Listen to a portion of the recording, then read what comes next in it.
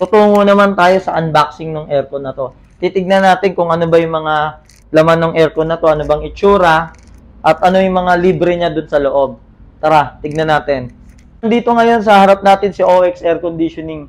So, i-unbox na natin siya ngayon. Titignan natin yung mga laman niya sa loob. Simulan na natin. Dito muna tayo sa indoor unit. I-unbox natin siya. Ano nga ba ang laman ni OX?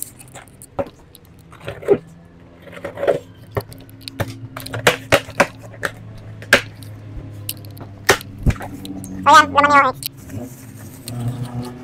Ayan yung indoor unit na ilalabas natin para makita nyo.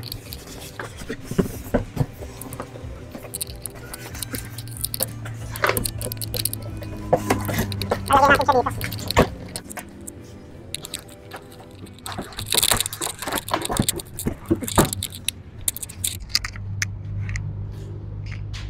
Ito na, outdoor unit na tayo. Ayun na, natanggal na sa ano.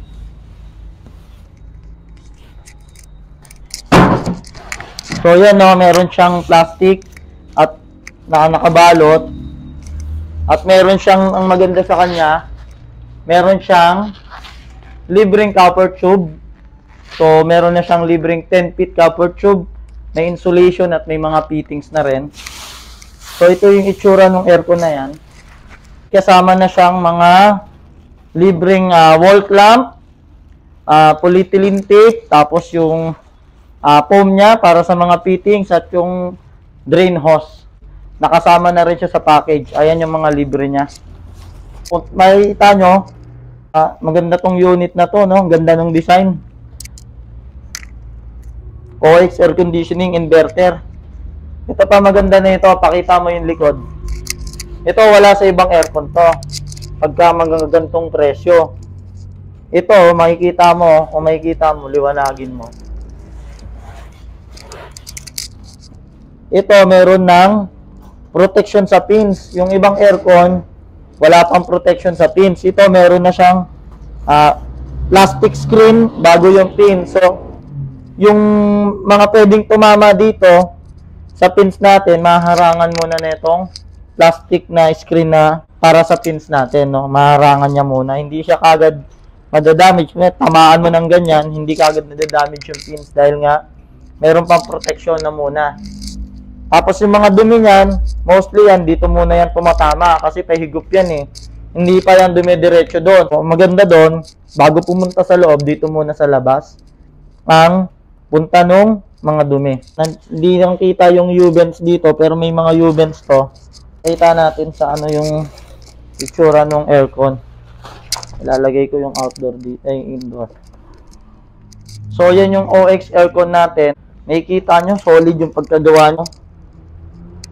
Ito made in plastic. Pero ito made in ano to, metal to na may talagang matibay. Ito may sticker ni OX aircon at inverter. So, ito maganda siya. Talagang quality, matibay.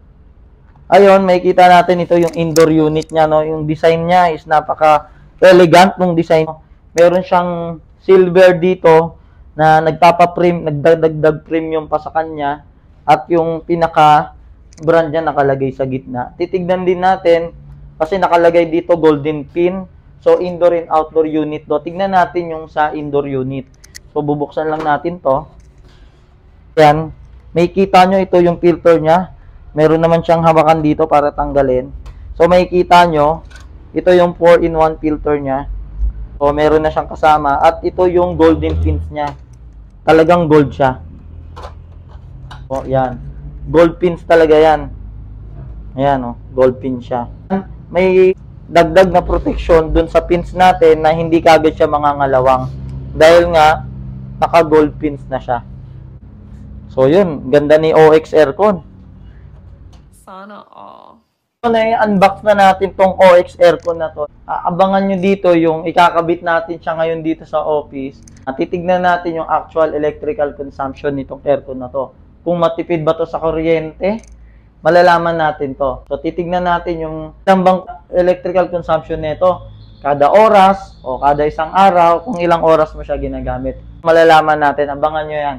Yun lang mga kalamig. Nagpapasalamat ulit ako sa mga nanonood at nagso-subscribe.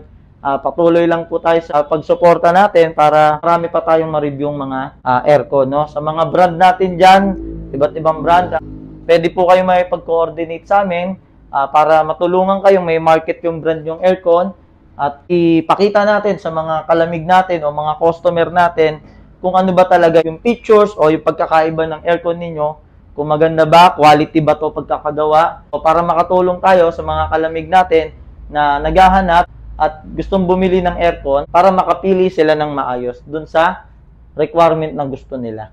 Yun lang mga kalamig. See you sa susunod na vlog. Bye!